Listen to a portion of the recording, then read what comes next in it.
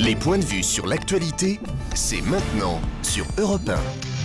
Bonjour Natacha Polony. Bonjour Bruce, bonjour Julie. Bonjour. Et bonjour à tous. Ce matin, en une de vos journaux, un flic, un espion et des sous-marins nucléaires. Le flic, il est en une de Libération, guéant la main dans le sac. L'espion, lui, ébranle les États-Unis avant de s'enfuir à Hong Kong. Le Monde, cybersurveillance, l'ex-employé de la CIA qui a tout révélé. Et les sous-marins nucléaires ressemblent à des moulins, ça c'est le Télégramme qui nous le dit. Les failles de l'île Longue, où l'on apprend que la base du Finistère, qui abrite 4 sous-marins nucléaires, présenterait des failles de sécurité effarantes, pas de contrôle biométrique et des appels d'offres qui révèlent les problèmes du site. Alors pour les autres titres, Le Figaro, municipal, les craintes du PS, les doutes de l'UMP et l'opinion, contrôleurs aériens, le ciel en otage. Alors l'affaire Guéant. Oui, c'est donc le titre de l'article de Libération. Guéant, l'agent comptant. Et ce qu'il comptait, c'était 10 000 € par mois, issus de la caisse des frais de police, destinés notamment à rémunérer les indiques, à payer des dépenses en liquide, où l'on découvre d'ailleurs des personnages et des pratiques qui fleurent bon la France de Michel Audiard. Madame Henriette, par exemple, la comptable de la Direction générale de la police nationale, chargée de répartir les liasses de billets. Et puis bien sûr, Claude Guéant, le cardinal, qui avait pris soin en 1998 d'édicter une note stipulant que ces fonds ne devaient en aucun cas être considérés comme permettant d'alimenter un régime indemnitaire. Oui, il a un peu oublié. Mais le journal revient aussi sur le Claude Guéant, devenu depuis peu avocat. Enfin, avocat, parce que 8 années d'activité publique dispensent de passer le concours du barreau. Ce n'est pas un avocat, explique un habitué des salles d'audience. C'est un trafiquant d'influence qui a pu poser une plaque sur son immeuble. Il n'est pas le seul, Villepin c'est pareil. Ces anciens politiques se servent de leur carnet d'adresses, de leur nom, pour favoriser la signature de contrats et récupérer des commissions, sous couvert d'œuvrer pour la France. Et Claude Guéant, d'après Libération, œuvre beaucoup. Voilà pour l'affaire Guéant. Nous sommes tous écoutés par les Américains. Bien sûr, Le Monde revient largement sur cette affaire et sur la personnalité d'Edward Snowden, qui a choisi donc de révéler les atteintes à la vie privée pratiquées à grande échelle par les services américains. Alors le journal insiste surtout sur la complexité des liens entre les États-Unis et la Chine, alors que le jeune homme s'est réfugié justement à Hong Kong.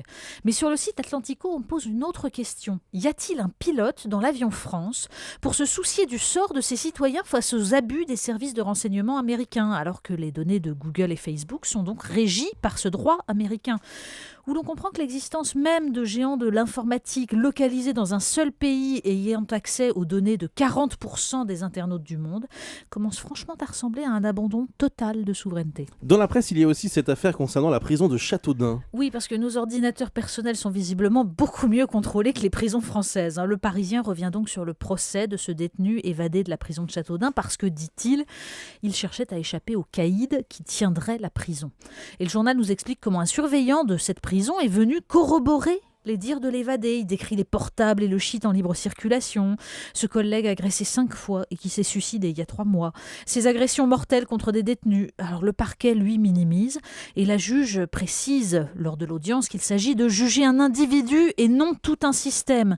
Certes, mais ce jugement-là, celui du système, aura-t-il lieu un jour ?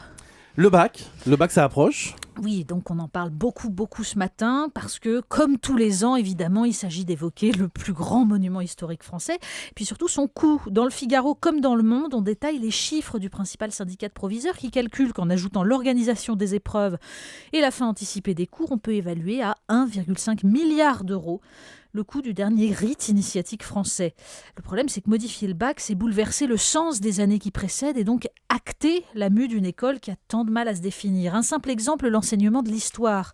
Il faut lire le passionnant dossier de la revue Le Débat, qui pose toutes les questions que l'institution refuse de se poser. Pourquoi connaître le passé ? Quelle histoire de France enseigner, alors que les programmes scolaires ont laissé la place à une histoire européenne et mondiale, axée au XXe siècle sur les bourreaux et les victimes ? Approche émotionnelle et moralisante de l'histoire, dénonce Dominique Borne, ancien inspecteur général. Les deux seuls éléments présents à tous les niveaux de l'école, ce sont la Révolution française et la Shoah.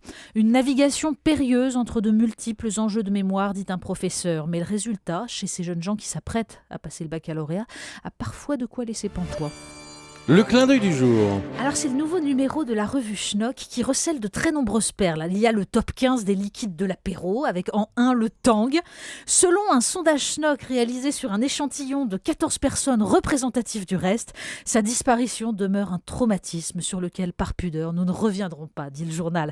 Viennent ensuite le Riclès, le Sambiter, le Picombière. On lira aussi l'anthologie de la bourde chansonnière. Oui. Entre les phrases qui ne veulent rien dire, les tue l'amour comme ce « et c'est chaud comme une crêpe au chorizo » dans la fameuse chanson de Vanessa Paradis, Manolo Manolete, il y en a plein d'autres.